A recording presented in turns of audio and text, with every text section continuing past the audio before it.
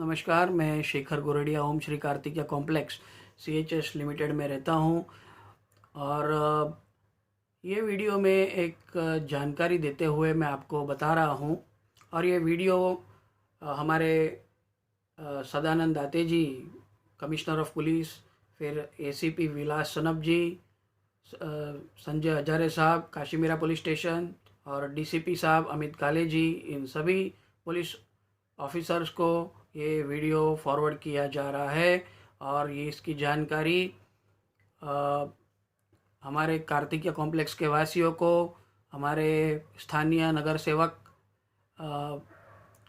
राजू भोयर साहब को, और हाइनेस पार्क एसोसिएशन को, और हमारे MLA मिसिस गीता जैन को फॉरवर्ड की जा रही है। ठीक है। सबसे पहले तो सोसाइटी में जो गुंडागर्दी हुई थी 10 जून 2020 को, आप सभी को पता है कि उसमें FIR ऑलरेडी दर्ज हो चुकी है। मैंने FIR दर्ज किया है 11 जन के खिलाफ, उसमें 8 कमेटी मेंबर्स है।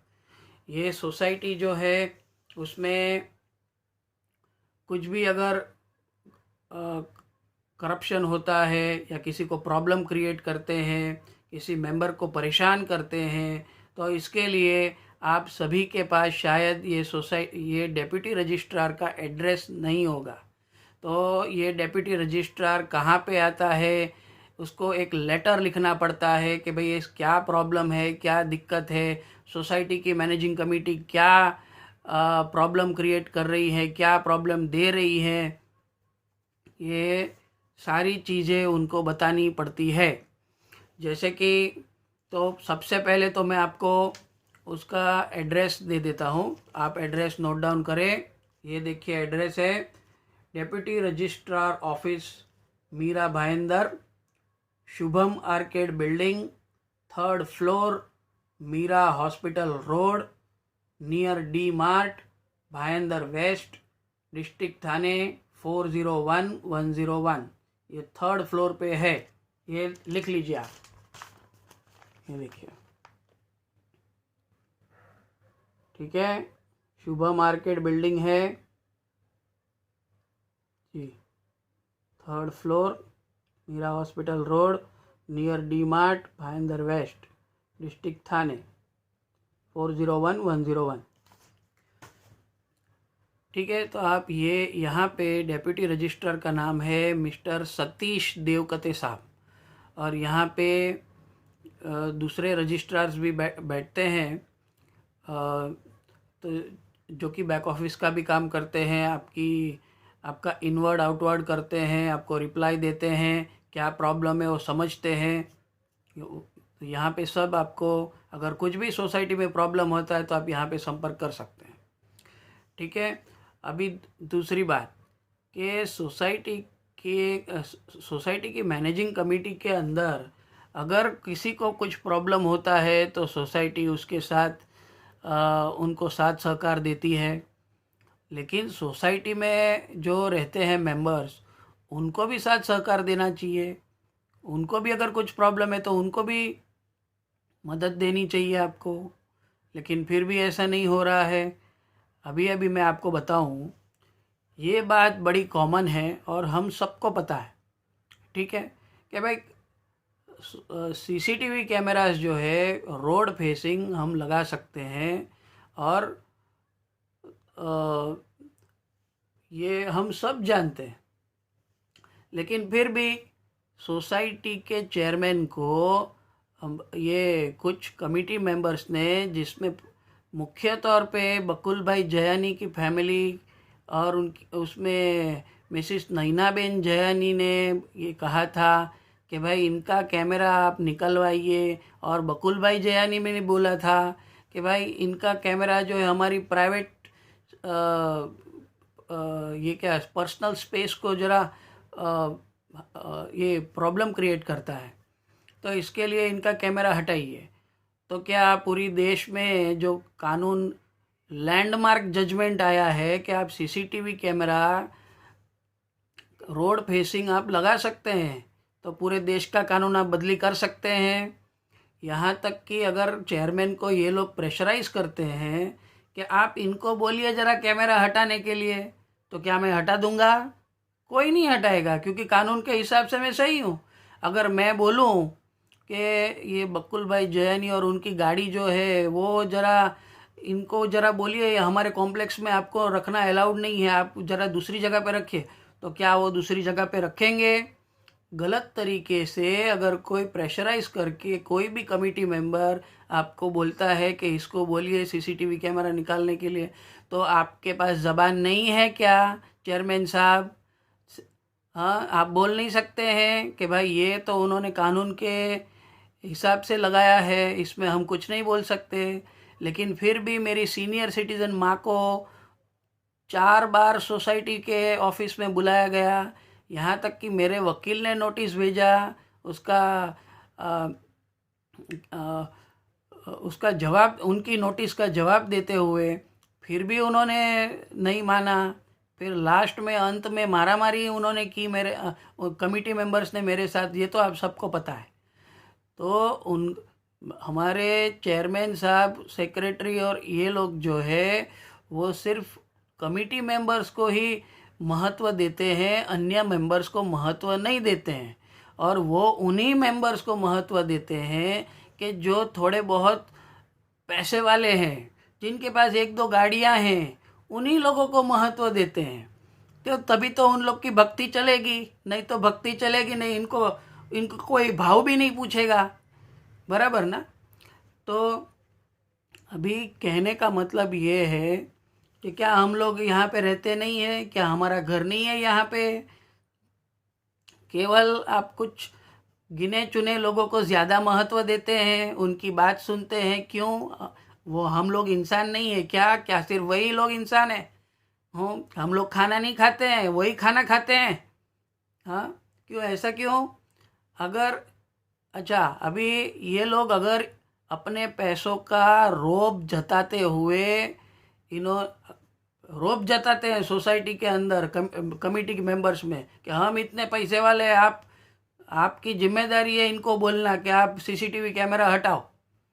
ले, अरे आप अगर पैसे वाले हो तो हम थोड़ी आपके घर मिल्क शेक पीने या चाय पीने आते हैं। हाँ, हम अपने घर में, तुम तुम्हारे घर में। हमारे जो भी हमने कायदे से हमने काम किया है, जो सीसीटीवी कैमरा लगाया था वो हमने कायदे से लगाया था, तो फिर आपको प्रॉब्लम क्या है? ठीक है। दूसरी बात कि पहले 2019 में ये कुछ 4 जन मिल के पाव भाजी का प्रोग्राम करते हैं और 10,000 रुपये का डोनेशन करते हैं, उसमें छाछ भी देते हैं। तो इसमें 4 जन, मतलब एक जन के ऊपर 2,500 रुपये का खर्चा आता है, या ज़्यादा से ज़्यादा 3-4 हज़ार रुपये का खर्चा आता है। तो कुल मिला करके 12-15 हज़ार का खर्चा किया था इन लोगों ने 2018 में या 2019 में। ऐसा आयोजन नवरात्रि के टाइम पे किया था, ठीक है। अब जब इन लोग को बेल करवानी थी तो सोसाइटी के मेंटेनेंस फंड में से पैसा लिया इन्होंने, चेयरमैन ने खर्चा किया कि इन लोग की बेल करवाने के लिए। तो जब आप इतने पैसे वाले हैं, आपके पास इतना डोनेशन दे सकते हैं, तो सोसाइटी के मेंटेनेंस में फंड में से पैसा यूज़ क्यों किया आप लोगों ने? इतना आप अपना पैसे का वर्चस्व दिखाते हैं तो इतनी शर्म नहीं आती है आप लोग को कि सोसाइटी का पैसा खर्चा करके खुद की बेल करवाते हैं? दूसरी बात मैं आपको बताता हूँ कि मैंने एफआईआर दर्ज किया 11 जून 2020 को, ठीक है, काशीमीरा पुलिस स्टेशन में, जिसमें 11 जन एक्यूज्ड है। इसका फोटोग्राफ, एड्रेस, वो सब मैंने आपको एक वीडियो में फॉरवर्ड कर दिया था, ठीक है, आपको बता दिया था। जिसमें 3 नाम और ऐड होने बाकी है। वो है मनोज भाई गोरडिया, फिर सोसाइटी चेयरमैन ये मिस्टर कुमार जुमानी, और ये और एक जन है। वो 3 नाम और ऐड होने बाकी हैं, ठीक है।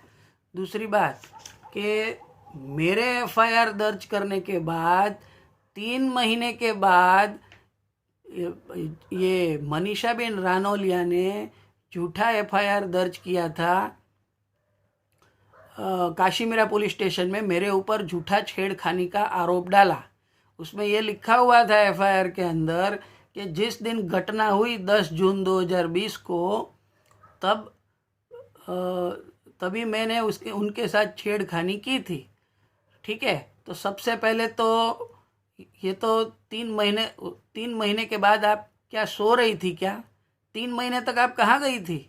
ये तो बहुत ही सेंसिटिव केस था लेडीज़ का, तो आपको तो पहले जाना चाहिए एफआईआर दर्ज करने के लिए। तो ठीक है, सबसे पहले तो वो बात आती है। दूसरी बात, मेरे पास एविडेंस है कि जिसमें मैं ये बता सकता हूँ कि मैंने इनके साथ छेड़खानी उसी समय पे नहीं किया। पहले एफआईआर में लिखवाती है कि 7:30 बजे छेड़खानी किया, फिर अभी उन्होंने जो केस है वो चेंज कर दिया। पहले एससीसी था, केस का कोड रहता है एससीसी, उसमें से आरसीसी कर लिया, और बाद में पूरा केस का जो रूपरेखा है उसको चेंज कर दिया। जो एफआईआर के अंदर टाइमिंग है 7:30 बजे का, वही फाइनल माना जाता है। लेकिन जब ये केस की रूपरेखा और टाइमिंग चेंज कर देती है तो उनका केस वैसे भी हारने ही वाले हैं वो, और ऊपर से मेरे पास एविडेंस पड़ा है।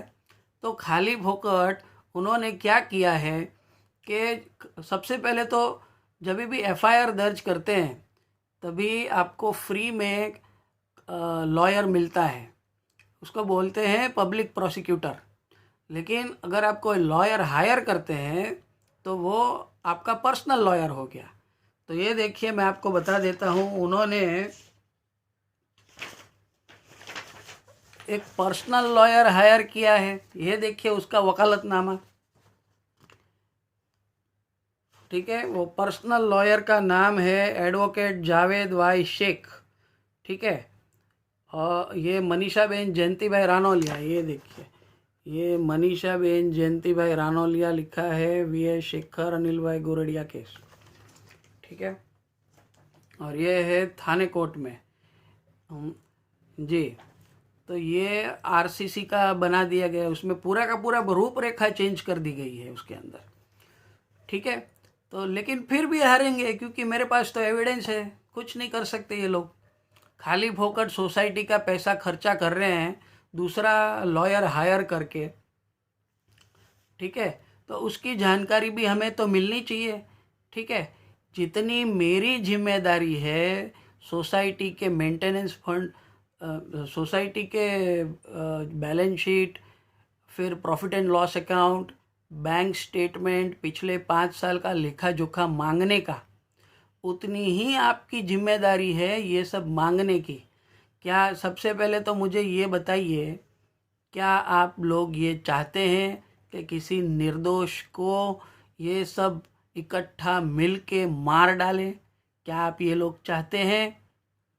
ठीक है, या फिर एक निर्दोष व्यक्ति को ये लोग टॉर्चर करें? आज ये मेरे साथ हो रहा है, कल वो आपके साथ भी हो सकता है। ठीक है, तो इसीलिए सही निर्णय लीजिए। आप ये सोसाइटी के ड्रामेबाज चेयरमैन, सेक्रेटरी और अन्य कमेटी मेंबर्स का साथ मत दीजिए। हम लोग अपने इंडिविजुअल कमाते और खाते हैं, अपना घर चलाते हैं, हमें उनका साथ देने की क्या ज़रूरत है? जब कोई गलत काम कर रहा है तो उनको बताना चाहिए कि आप ये काम गलत कर रहे हैं। जो भी घटना मेरे साथ हुई है ये तो मैंने वीडियो के माध्यम से पूरी जानकारी देते हुए सिर्फ आपको ही नहीं, मैंने अपने सभी सगे संबंधी, दोस्त, रिश्तेदार, सब जन को बताया है। क्योंकि अगर मेरे साथ कोई हादसा होता है तो वो तुरंत यहाँ पे आके इन लोगों का पुलिस के माध्यम से संज्ञान ले। ठीक है जी। अभी मैं आप लोगों से निवेदन करना चाहता हूँ, क्योंकि हमारे कॉम्प्लेक्स की जनता काफ़ी पढ़ी लिखी जनता है, काफ़ी पुरानी जनता है और काफ़ी वडील जनता है जो कि सब कुछ जानती है।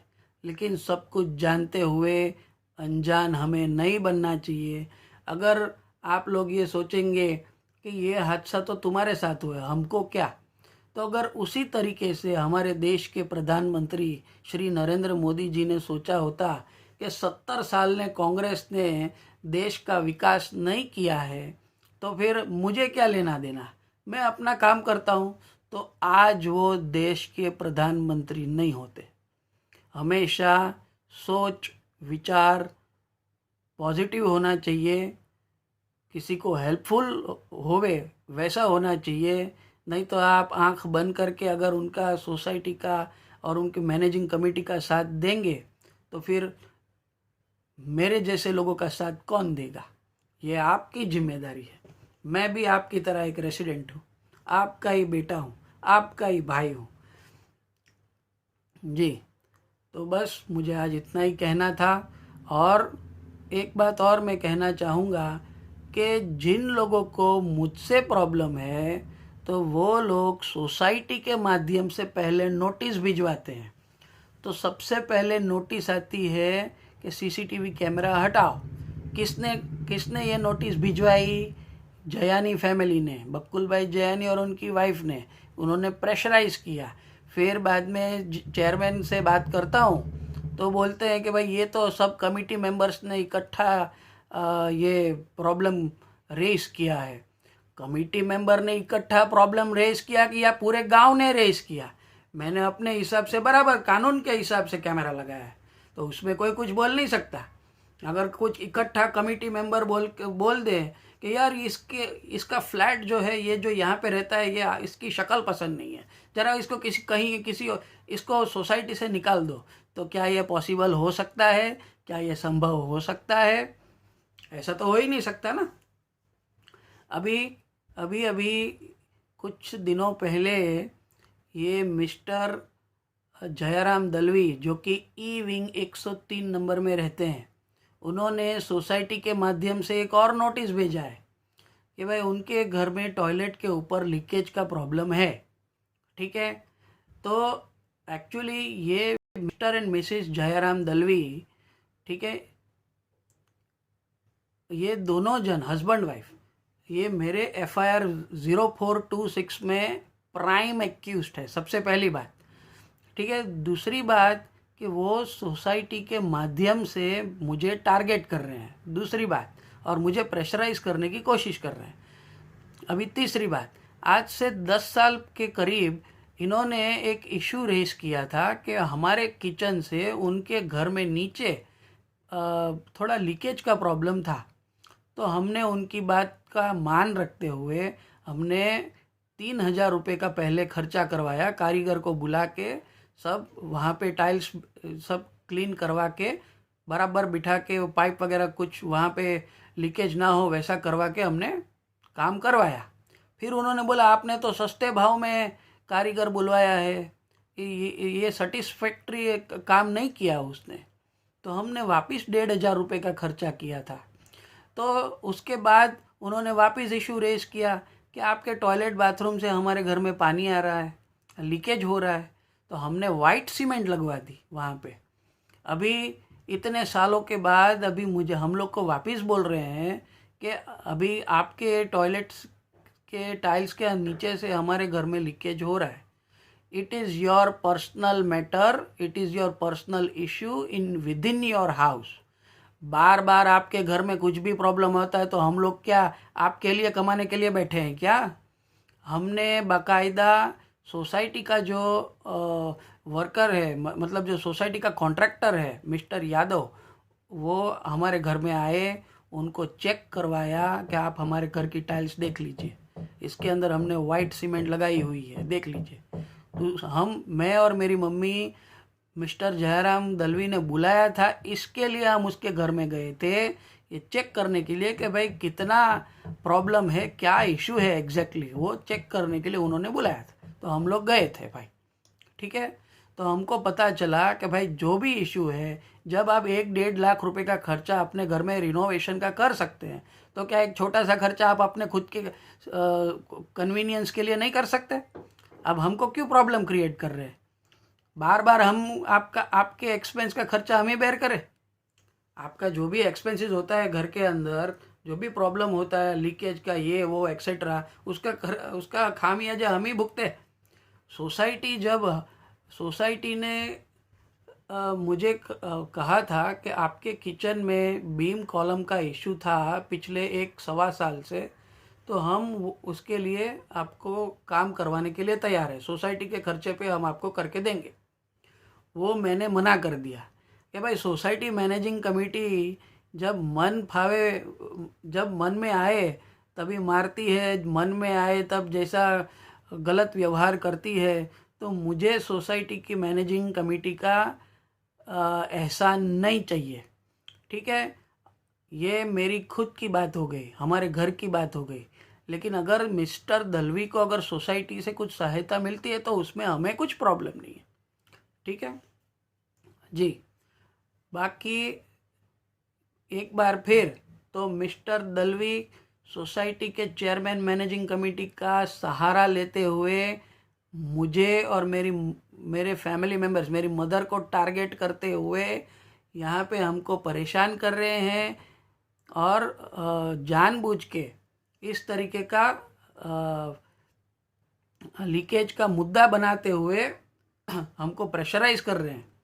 ठीक है, तो इस बात का संज्ञान लें आप सभी जन। बहुत ही पढ़े लिखे और होशियार लोग हैं आप, समझदार लोग हैं आप सब। जनता सब कुछ जानती है, जनता जनार्दन है।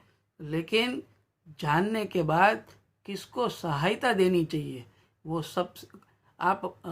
सबसे मेन बात है। आप मुझे डायरेक्टली फ़ोन भी कर सकते हैं। मेरा फ़ोन नंबर है 7208315424 9004025777। I repeat 7208315424 9004025777। जी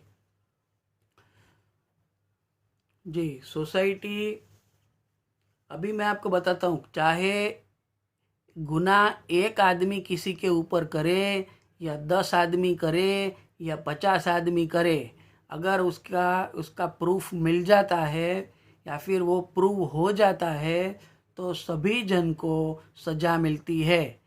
ये निर्भया मर्डर केस आपको मालूम है, उसके ऊपर 4 लड़के लोग ने उसका रेप किया था, चारों को फांसी की सज़ा हो गई।